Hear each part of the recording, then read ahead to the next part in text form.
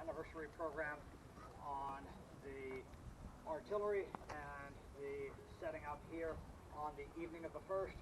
We've done a series of battle walks. My name, by the way, is Bert Barnett. I'm one of the park rangers out here at Gettysburg. Welcome, all of you, to our continuing series of anniversary walks during this 155th observance of the story of the Gettysburg battle and on these particular days. As the sun will hopefully begin to fade and lessen its pain on the fall, we are now on Cemetery Hill, and as the noises of battle have begun to dissipate and the 1st and 11th Corps, those two committed units of the Federal Army of the Potomac that have engaged and withdrawn through the town, begin to look up and begin to figure out what they're going to do with the position that they have withdrawn to. Of course, there are three arms, combat arms in the Army. There's infantry, the cavalry, and the artillery, and tonight we're going to focus in on what happens after the engagement on the morning and the afternoon of the 1st, and how that artillery comes to play a part in the defense of Cemetery Hill on the evening of the 1st.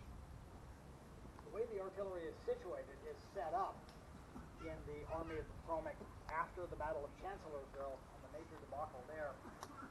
It's undergone a major restructuring in that time period. One of the things that they figure out, number one, Hooker's not good as a commanding general, and so they pop him out. But before he leaves the throne as the commander of the Army of the Potomac, he has a chance to make some major restructuring, and some of that restructuring comes into his ears from the folks underneath him, a fellow by the name of Colonel Charles S. Wainwright and a fellow by the name of Henry Jackson Hunt. Two folks who will come to know and appreciate tonight, because these are the folks who really get the heart and soul of the artillery of the Army of the Potomac going.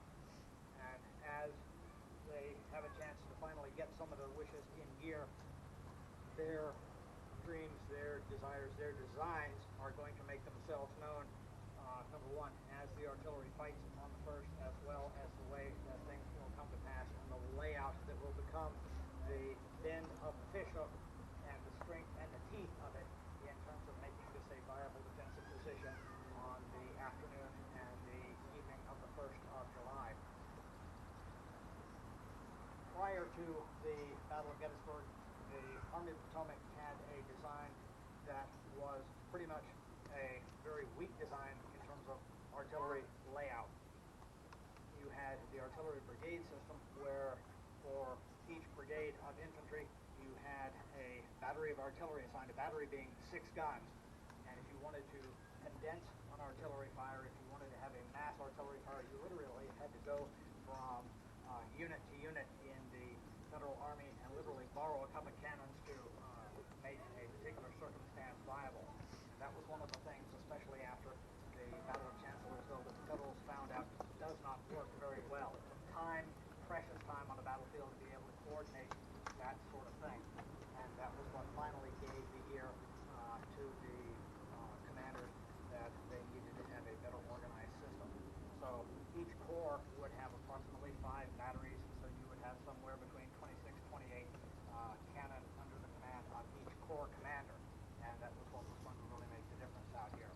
Now, as the guns begin to trickle their way back through the battlefield, terrain becomes very important, and of course this hill and the vista that it affords are going to be things where you're really going to have to see. And unfortunately, the terrain here has been so badly altered that there are only going to be a couple of spots, especially since we have such a grouping here today, that seeing things is going to be somewhat difficult. But I do want us to begin to move up into this area here. But Cemetery Hill sits between of being a star. Cemetery Hill, as we know it, sits between the Tawnytown Road that most of us came in on and the Baltimore Pike on the far side. Now, those are the two critical roads that a portion of the Federal Army will utilize on that first day. Of course, a little bit further to the west was the Emmitsburg Road that the 1st Corps used coming up from Maryland and then split off to the west going up in that direction. Now, I mentioned very briefly a couple of folks and that were going to be critical in all of this. And they are the folks that are going to be able to utilize the artillery that sits upon these high grounds. So let me back up here just a little bit. Now, the fellow that really is aware of the power and the strength of this artillery out here is the fellow that's been nothing but artillery ever since his graduation in 1839 from the military academy. And we're speaking, of course, of Henry Jackson Hunt. And he is known in the artillery in the U.S. Army as Mr. Artillery. He is the fellow who revamped the artillery manuals out of the French versions in the 1830s, put the improvements in it all through that period of time, and decided to not only do those improvements, but also to take those improvements on the road throughout the 1850s, show all the folks what those various technical improvements would look like, how to utilize them, and things like that. So he is the fellow who is eventually going to be the chief of artillery, but unfortunately, as the Army has these various different commanders in the Army of the Potomac, some of them will treat him like a staff officer, and some of them will actually employ him as a real functional chief of artillery with oversight capabilities for operating the artillery in the field. And that's going to be a problem. And after Hooker leaves and the transition to General Meade takes place, he sees an opportunity. He says, boy, I will just take all of my stuff and announce myself as the chief of artillery. And he does so. And with all of the hectic things that are going on, just those few days when Meade discovers that he is now the commander of the Army of the Potomac, Meade doesn't really have a time to dispute that. He just accepts that and says, okay, well, here's what you got to do. And so it runs from there. Now, he also is very lucky because he has in the Corps commanders a number of friends, and one of those is Charles S. Wainwright, the commander of the chief of the 1st Corps Artillery. And Wainwright is one of those fellows. Wainwright is not a professional military man. He is a rich farmer from western New York who, because of his background, likes to play at being military. He's a militiaman. He's had European experience. He's gone overseas to learn more under fire, and therefore he is very, very persnickety on all of these things, all of these details, and he's very good at it. And he does not necessarily like people who are not. He doesn't like a great many people. One of the things that he does in the in that upper crust sort of way. What do you think the average age of our group here is? 80. How many of us remember Gilligan's Island? Okay. Who's the rich fellow with his wife? Thurston Howell III. Thurston Howell III. He is pretty much a military version of Thurston Howell III. He is a snob. He knows who he likes, he knows who he doesn't like, and he keeps a diary on all of these people. And it's a fascinating read. If you ever get a chance to pick that up, read it, because you will not be disappointed. All sorts of things. We all know, for example, about Sickles. His entry in dealing with Sickles is, had to meet General Sickles this morning, fortunately did not have to shake hands with him. Those sorts of things. A tremendous guy. So, that's the way with Wainwright. But all of these folks are particular, and Wainwright also is not a political guy in the sense that after Lincoln is elected, he knows that he's there to fight the war, to bring the country back together again, but he doesn't buy any of the Lincoln stuff. He is not a Republican in that sense at all. So he will do what he can, but that's the way it goes. Now, he and Hunt share a particular tactical code of what the artillery is good for. There are 7 particular things. To attack and defend the works of temporary fortifications, to destroy material obstacles and means of cover and prepare the way for success of other arms, to break an army's line or prevent him from forming, to crush the enemy's masses, to dismount his batteries, to follow in support of pursuit, or to cover and protect and retreat. Now, some of those are going to be applicable to what happens out here on day one, especially when things collapse north and west of town. So those ones that are applicable are, I would say, number 2, to break an army's line or prevent him from forming. You want to keep that enemy away, and that will occur later on in the day. To crush his masses, same thing. To dismount his batteries to keep them out, and to cover and protect in a retreat, because there's going to be times when you want to be able to do that. So those things are going to be a part and parcel of that. Now, of course, here in the National Cemetery, it's a little hard to envision all of that because this was such a splendid hillside at the time. And of course, when they came along to landscape this, they turned it from an open wheat field into a respectful national cemetery. The War Department came along and decided to plant all these ancient and honorable looking trees out here and really plugged it up.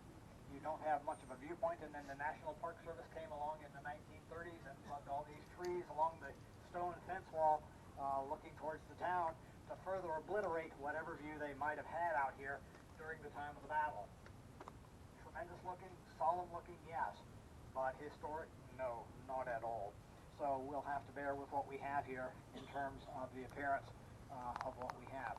But we do have a good piece of high ground, and that's what the Federals have when they begin to come back towards this high ground after they're retreating through the town.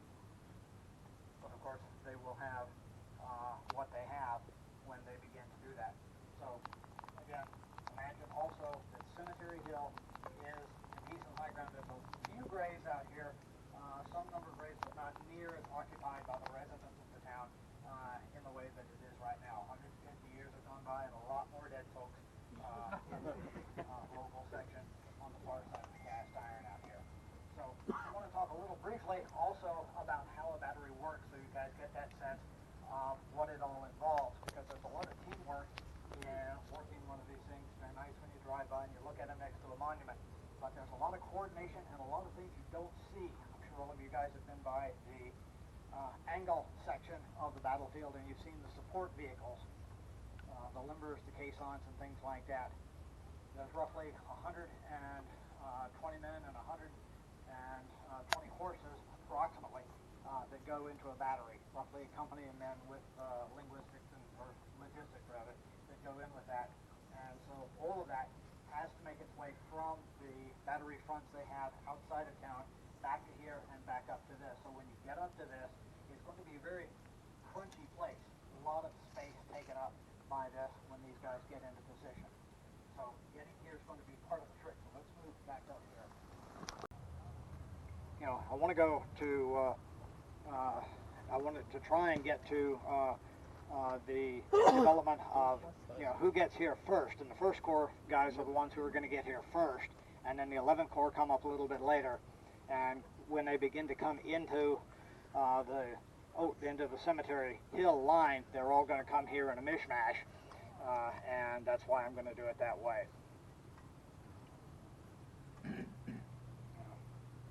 Now, the batteries that are a part of the First Corps consist of 6 3-inch ordnance rifles, like the one we just paused at, of Hull's 2nd Maine Battery, and one of those will be temporarily abandoned, and 3 of those will be disabled. So you're going to ultimately have only 3 guns that will arrive here on the Cemetery Hill. The 1st Pennsylvania Cooper's Battery, 4 3-inch rifles, one of those will be temporarily dismounted. One of the problems with those 3-inch rifles, and perhaps one of the reasons why Hunt didn't like them, was because of the axles and because they are rifled guns. And one of the problems with a rifled gun, a rifle projectile at that point, is they try and mate the shell and the rifle very tightly at that point, and when you fire the thing, it actually slams the carriage down onto the surface. And since you're dealing with, in many cases, a cast iron axle, it will shatter, in some cases, the axle. And so you have to, in your toolbox, boy, that thing does not like me, carry a large number of spare axles. So that's one of the problems with that. You know, smoothbores don't have that problem. You've got a 1/10 of an inch windage between the exterior diameter of the ball and the interior diameter of the barrel, and you can just throw junk out of there, and it's a lot more easy that way. Turn it down just a little bit. Yeah, I'm going to, yes. I'm into history, but technology is not my deal. Freely and frankly confess that. I'm sorry? Long as most of it. Yeah. Okay. The Battery L of the 1st New York Light Artillery, Reynolds Battery, 6 3-inch ordnance rifles, and one of them will be lost. That will be the one that we lost on the Chambersburg Pike coming in. That actually, the one that is lost, the one that is taken by the Confederates, will actually be gun number 1. The very first Phoenix ordnance rifle that is made will be captured by the Confederates and will eventually be retained or recovered in the Mule Shoe in Spotsylvania in 1864. And is presently in the hands of a private collector somewhere. But that gun is the only one of the 5 that doesn't make it back here over to positions on East Cemetery Hill, which we will talk about in a little bit. And then the 5th Maine Battery, which is another set of Napoleon's, the 12-pounder bronze guns that will again make it on the other side of the Baltimore Pike. So you've got 5 batteries total for 28 guns all together in issue form before what happens to them on the first day's fight. Now, the 11th Corps is something else altogether. Now, when the command of the 11th Corps for the Battle of Gettysburg is selected, of course they're restructuring everything after the disaster of Chancellorsville, and they're going to be looking at who can be best placed. Now, if anybody here has ever been in the military, you know, sometimes you go where you are not necessarily wanting to go, but where they assign you to. Other duties as assigned, that dreaded phrase. And for the fellow that they're going to do that with, this fellow is a fellow by the name of Thomas W. Osborne. Thomas Osborne is a fellow who, at the outbreak of the war, has had no military experience. He is a young lawyer type in training. He went to Madison University in New York, what we now know as Colgate. And while he had his eyes about him and was watching what was going on, he was not terribly fired up about things at that point. But then the Battle of Manassas gets lost. And at that point he decides, oh, maybe I better jump into this thing. And he decides, well, he knows a few folks up in Madison, and he decides, now maybe I can pull some levers, because I don't want to go in as an enlisted man. Nobody wants to go in as an enlisted man. And so he decides that will be his way. So when he gets in, there will be a base for him in the 1st New York Light Artillery, and he begins to learn his craft there. But he's going to be a far different creature than Wainwright. Wainwright is very political in the sense that he does and does not like certain things. Osborne will be the same way, except Osborne will come to like very much General Howard. Now, General Howard, of course, as we all know, is a very motivated creature, an abolitionist from the get-go, and Osborne will kind of mold himself on that and will eventually, after the war is over, go down as Howard does with the Freedmen's Bureau in Alabama. So he will pick up exactly the opposite of some of the mentalities of Wainwright. But the two of them are very functional together as artillerists. They work very well together, although Wainwright will insist that he is sharper than Osborne at all times. That's just the way they write. But in the 11th Corps, there will be 26 guns spread over 5 batteries as well, and we're going to deal with them together as well. But when the lines break outside of town, of course the 11th Corps comes up afterwards, comes up some on the Taneytown Road and some up the Baltimore Pike, and it's going to be interesting to hear of how they will move up in that direction as well. Now, to get back a little bit into how Wainwright tries in his own particular way to make sure that everybody is just exactly as precision military as they can be to avoid this sort of thing. He says, I try to keep my battery officers all the time about their way, prevent them from straggling. Cooper said to me one day the battery men never straggle when I pointed to a couple of his own 2 fields off and asked what he called that. You know, he's very nitpicky over the shoulders of his guys all the time, and he believes that that will keep bad things from happening. But, you know, when you get overrun and overawed, like what happened to the some of the elements on the first day's battlefield here, it's going to be a little bit of a different sort of thing. But what I want to do is point out that when, even though you get that, sometimes people like Wainwright, who are very nitpicky about that sort of thing, will be surprised about what's going on here. Because when some of those units begin to fall back, they will take use of the terrain that we have here. Because when they begin to move up here, of course, the slope of Cemetery Hill will be a very good position for them to move into. Of course, you notice the hillside right here and how it rises up in this way.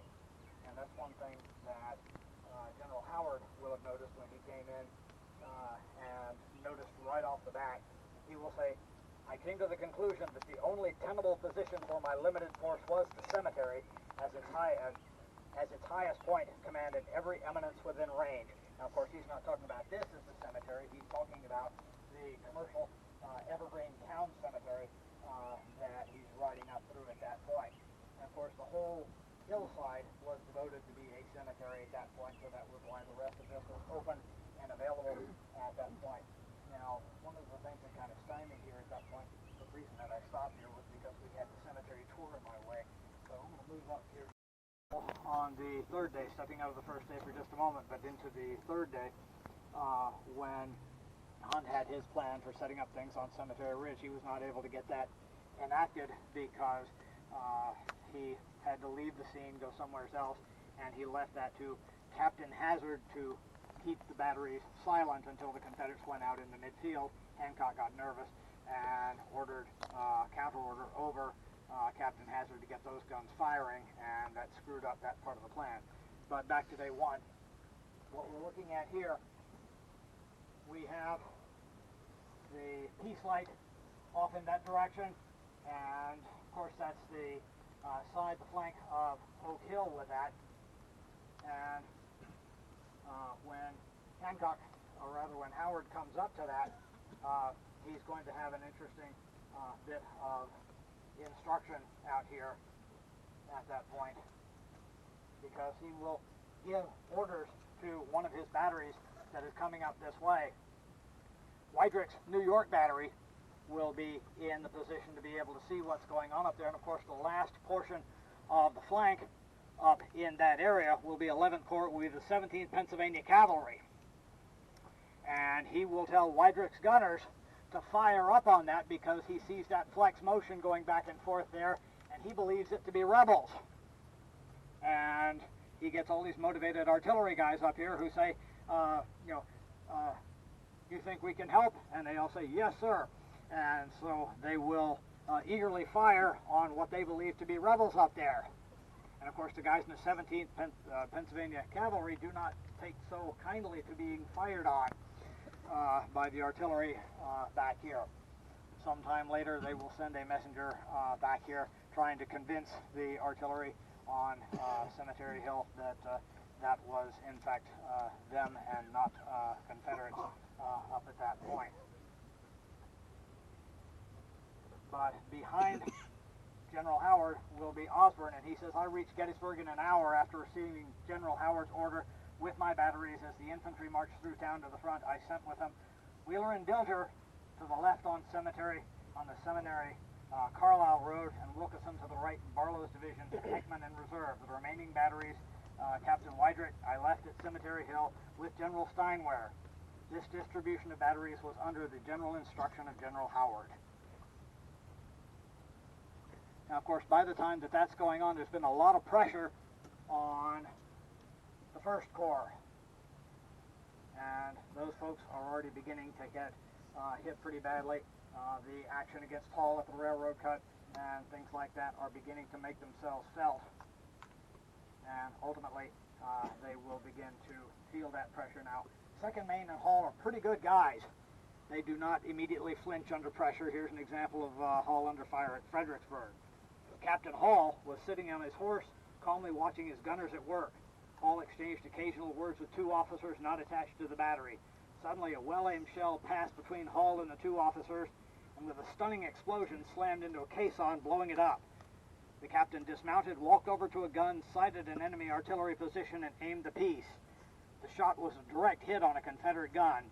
Satisfied, Hall turned and walked back to his horse, remounted, and resumed his position just in rear of the gun line. So Hall's kind of a cool character. And of course, in artillery terms, Hall is always regarded as being a very cool and tough character, holding against, turning his 2 guns, which we call a section, against those snipers in a railroad cut on the first day, and being able to feud with Wadsworth and going back and getting that 1 gun that was left out along the Chambersburg Pike.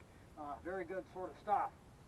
Ultimately, he's able to get those 3 guns, bring them back, and put them on the south end of the cemetery enclosure ridge, roughly a little bit south of where we are. Paul will speak of that experience getting away from the first day's battlefield section, first outside of town's first battlefield experience, and write of it this way. He says, "It was one of those moments when fortune seems to have come to men beyond expectation, and by dealing kindly with tried humanity, permits mortals to accomplish results which they could not hope for." And to some degree, that's going to be a larger view on what happens here altogether, because the Federals will be able to pull their guns back up to a nicely high elevated position. And if it weren't for these trees out here, you would be able to get a sense of just what a good position this is. Because when you want a position, and the creation of the cemetery here, while a laudable thing in all counts, deprives one of the real vision that you would have. Because again, you would have the guns on the lower floor, you would have the caissons, the limbers, all those horses and everything else. How many people out here have ever hunted deer? Do you want a deer that's on the silhouette? Is it harder to hit one that's a silhouette, or harder to hit one that's down on the hill? It's harder to hit one that's down on the hill, because it's harder to pick it out from the foliage and the rest of the hill. So when you go into artillery position, when you go into battery, when you go into your position, you want to be protected and camouflaged to some degree by the remainder of the hill. So even though when they were making this as a cemetery, they put all the batteries nicely along the top row there, they were actually deployed well all over where the graves are. So that's what they do. And something else they do with that, and if you want to take a moment and just turn back there, you will notice something else. All of the Napoleon batteries are all in the center. All of the rifled batteries are on the north and the south and the north end. Now, why do you think that is?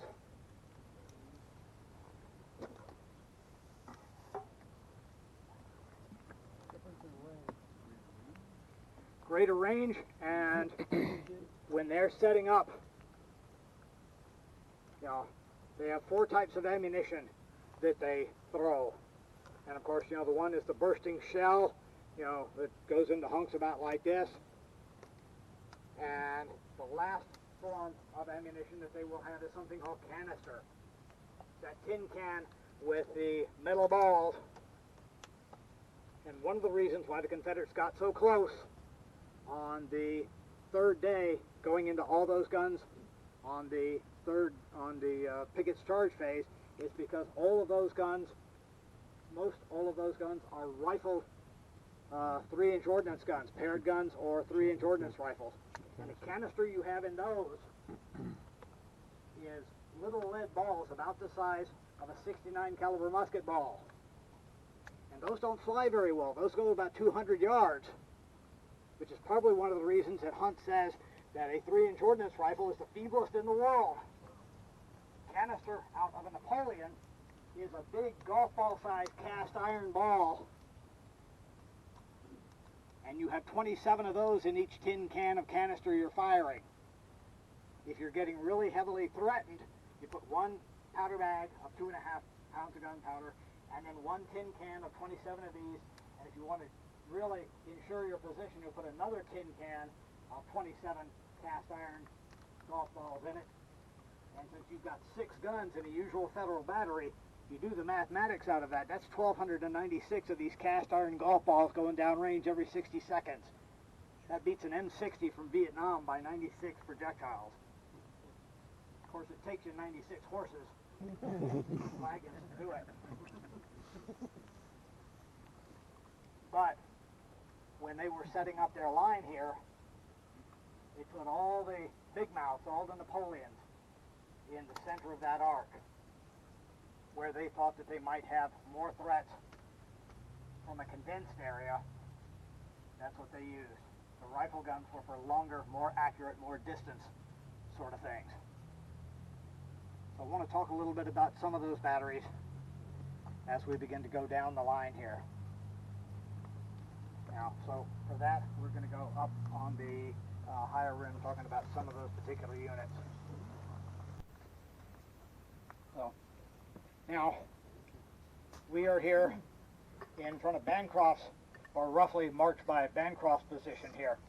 Now, Bancroft was one of the 11th Corps batteries out here, and Bancroft, that was originally Wilkerson's battery out on the first day. You know, originally Samuel Wilkerson, youngest, CO in the Army of the Potomac, 19 years old, gets killed on the first day. Very dramatic sort of thing, especially when Bayard Wilkerson, Samuel is his father, who was coming out here to report on the battle, and of course when he finds that his son is killed, and he makes a dramatic write-up about it. Who wouldn't at that particular point? But one of the things that happens, of course, is the change of command, and the fellow that moves into that command is a fellow by the name of Eugene Bancroft, who is a Chicago bookkeeper. And of course, a bookkeeper is the sort of precise sort of fellow. My mother was a bookkeeper. I hated sorting those paychecks. But they will split up just before entering the town, just because they're taking different roadways to avoid the difficulties of some of the potential threats. So when they come up here, it's going to be till the morning of the 2nd before they actually rejoin and make another 6-gun battery of that. But they will have a position occupied on the lower slope down here, closer towards the Baltimore Pike. But again, they're looking in that direction, trying to make sure that this section will be secure from anything that might come along this way. And again, it's going to be Napoleons, the 12-pounders here along this section. Also, down along this way will be the battery, a battery from Ohio, occupied by a Captain Hubert Dilger. And Hubert Dilger is not un-American. He, like Wainwright in his earlier days, decided, well, there's a war going on somewhere else. I might get a chance to learn a little bit something. Now, Dilger is a professional soldier. He went to the Karlsruhe Military Academy, and he actually asked his prince for permission to exile and see what he can do learning in this great American conflict. And so he will definitely begin to pick up his wartime experience doing things here. He's involved in Chancellorsville and is in a dramatic situation facing down Stonewall Jackson with first 2 guns and then one backing up and backing up and backing up, keeping Stonewall Jackson at bay for a time. So he's definitely getting his flavor in.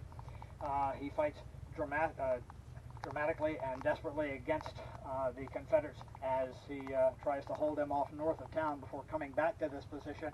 One of his guns will be taken out in a non-functional way. They won't be able to use it when they get back up to this position, but it'll be part of the lineup down here. Now, one of the things that you may have noticed as we come down through here is there seem to be more guns down here than what I'm talking about. And that's because Osborne will order up a number of guns from the reserve. One of the things that the Federals have is they have the ability to have units of batteries in reserve outfits. Now, the Confederates, since they had to reorganize after the death of Stonewall Jackson, they don't have these reserve organizations. Now they've got 3 corps, and they have to line every section of their army with functional artillery, so they don't have a well of reserve artillery anymore.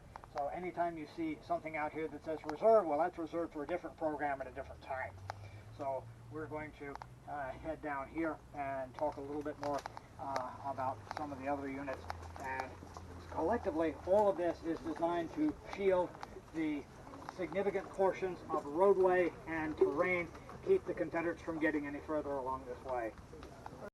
When they come up here, of course, they want to protect this artery. They want to protect the Baltimore Pike here. So in coordination with Captain Dilger and his Napoleons, they will face in this direction along with the 20-pounders, well, which are not here yet. So at this point in time, it's going to be Stuart and it's going to be Dilger.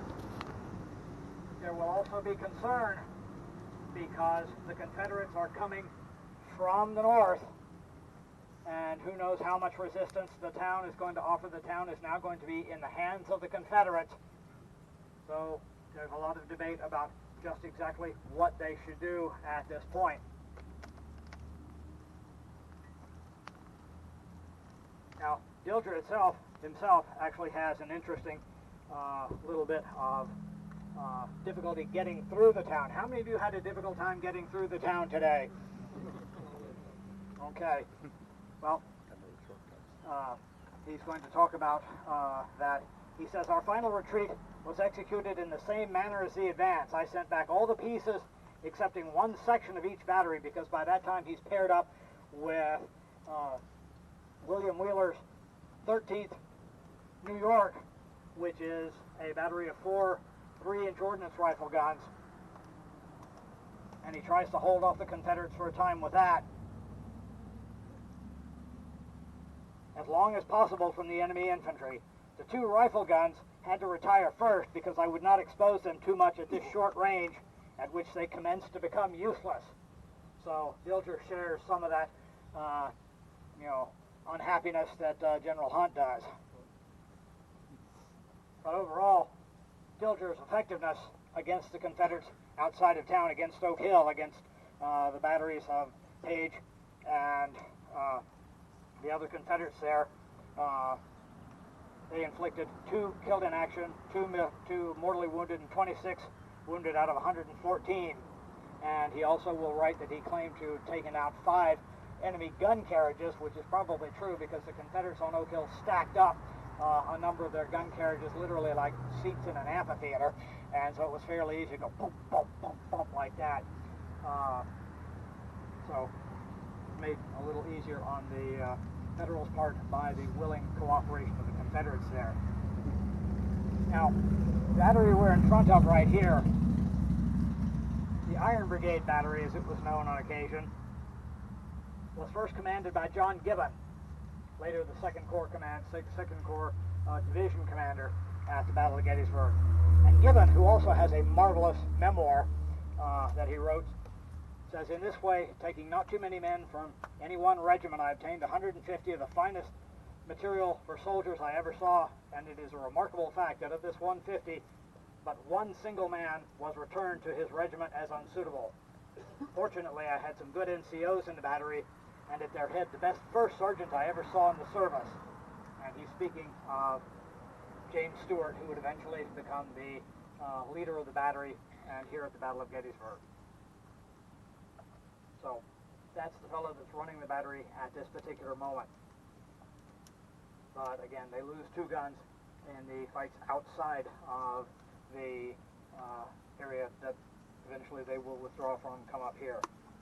Now, of course, they're not the only ones here. Protecting the road is a priority, but it's not the only priority. You also have the flank of what we know as East Cemetery Hill. So we want to talk a little bit about that. We're going to have to move out of the shade here. Now, these lunettes were actually, we think they're quasi-rebuilds. We think they were touched up in 1913 for the 50th anniversary. So we do ask that you not go too heavily on them.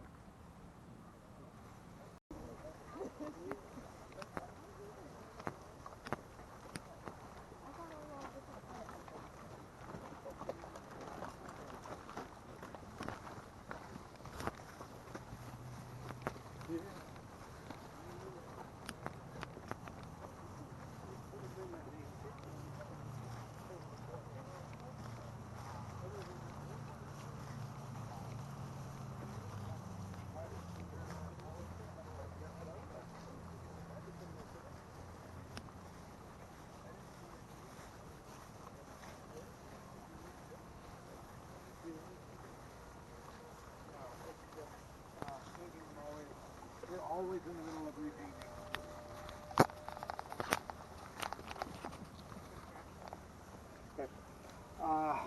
Want you to be looking that way, because I'm going to be looking this way.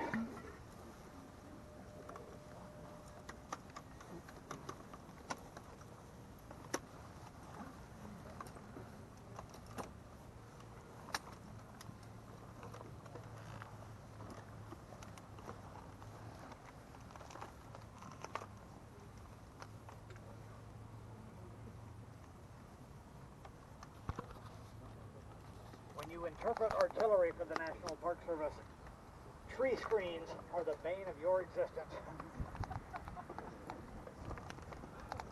You're hardly giving that impression at all. Okay,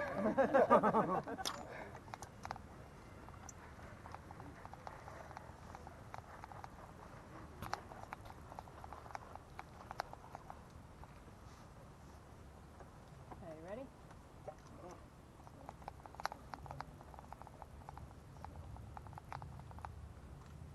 When Weidrich's battery was moved out to cover the high ground of Cemetery/East Cemetery Hill, and East Cemetery Hill is a slightly more modern term than Cemetery Hill proper,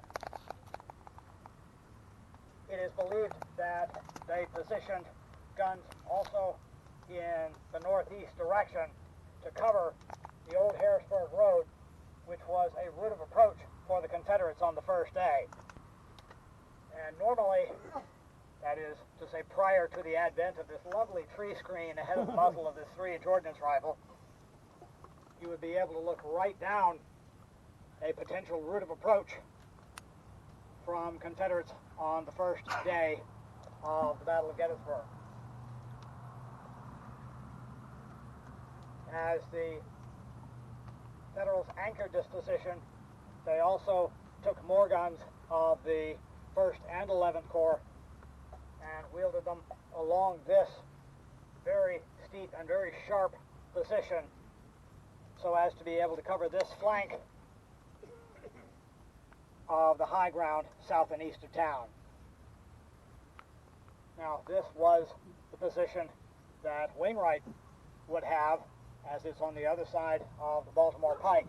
And of course, the Baltimore Pike is the critical artery for the Federals as they would establish their line of battle on the subsequent days. They didn't quite know it yet as they were committing themselves here, but it would come to be so, because down the Baltimore Pike you eventually get to Westminster, and Westminster has train rails that connect it to further points south. So for taking away your wounded, bringing up more material, bringing up more men, that is the expeditious route. So this becomes the anchor of the anchor, so to speak.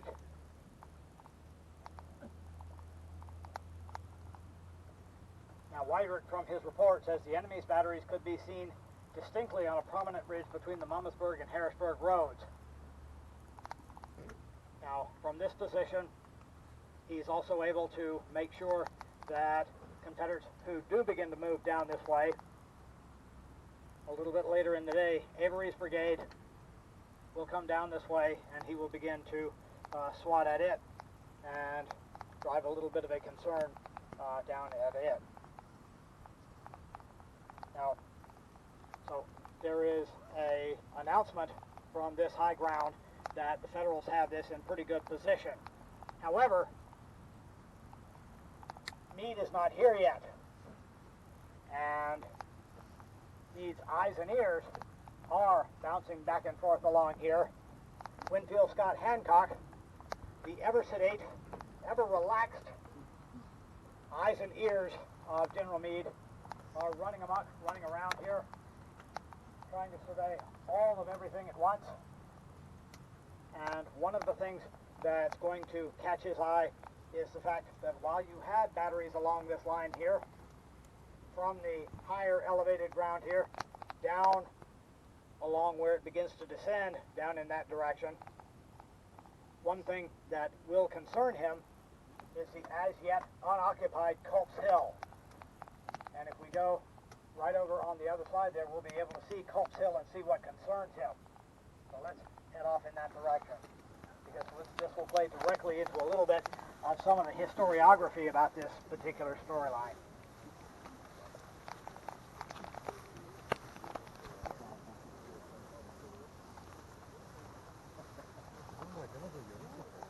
And of course we have two equestrian statues here. We have Hancock and we have Howard out here, who in the writings are constantly fighting about who actually did what out here. You did make the announcement that people are not supposed to be on the airport. I'm sorry? You did make the announcement. Yes, I did. You can shoot the first dog and the others don't get... All right. Can you guys in the camera see the lightning rod on the Culp's Hill Tower? Which way am I looking? Okay. Top of the tree. Right up in the... Yeah. Use the monument at the base of the road and then kind of just go up and expand a little bit. I don't see it. I don't see it. I don't. Okay. Well, at any rate, the big hill you're looking at right over there is Culp's Hill, trust me. Okay. Okay. All right. And what General Hancock is worried about is the waterway and the low ground and the possibility of Confederates coming through town, down through here, and totally flanking the Cemetery Hill position. And so what he will do, he will ride up here in his usually anonymous way, and he will come up and he will ask, rather demand, that a battery be taken from the Cemetery Hill position. And there are two accounts of how this goes. And he will seize upon the 5th Maine Battery E, which is 6 12-pound Napoleons. Now again, we have a captain of a battery which was, who was a previously a Harvard lawyer. And now there are two accounts, as I mentioned. Wainwright says, on the neck of Culp's Hill, I placed Stevens, who thus had a fire along my northern front. And he writes very egotistically, as he often does in his diary, when I had given orders to my officers that they should not take orders from any man with a star on his shoulders who might choose to give them, I felt quite comfortable. And that's either a reference to James Wadsworth about what had happened out north of town on the first day, or Hancock. But according to Stevens' writings, he says about 4 o'clock Hancock arrived on Cemetery Hill and was by the gate of the cemetery, right over there, as the 5th Maine Battery came up. He called for the captain of that brass battery. I heard what he said and put myself in Hancock's presence. He ordered, take that battery on top of that hill, pointing to Culp's Hill, and said, stop the enemy from coming up that ravine. By whose order? General Hancock's, was the reply.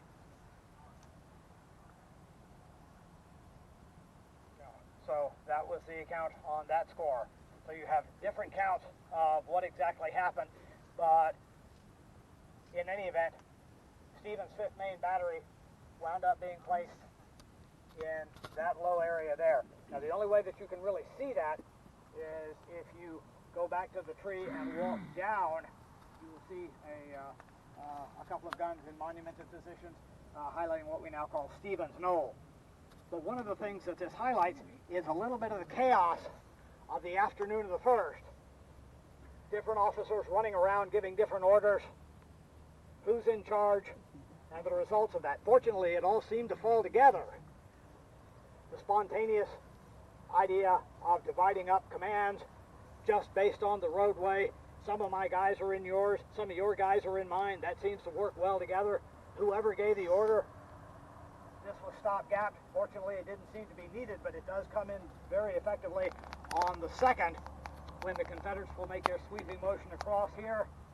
The 33rd, Massachusetts, will wind up having to almost literally clean it short when they find out that there's a battery above and behind them, and that's really from Colonel Underwood. He basically says we literally got the light scared out of us when that battery discharges behind us. We did not know that it was there.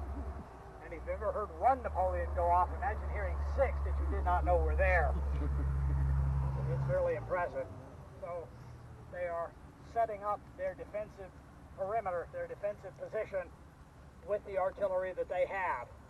41 guns in various places around here. And what this is doing is sending that signal to the Confederates, who are primarily coming from the north and slightly from the west, that something is going on. And they've got their own mentality that they're going to begin to pick into this.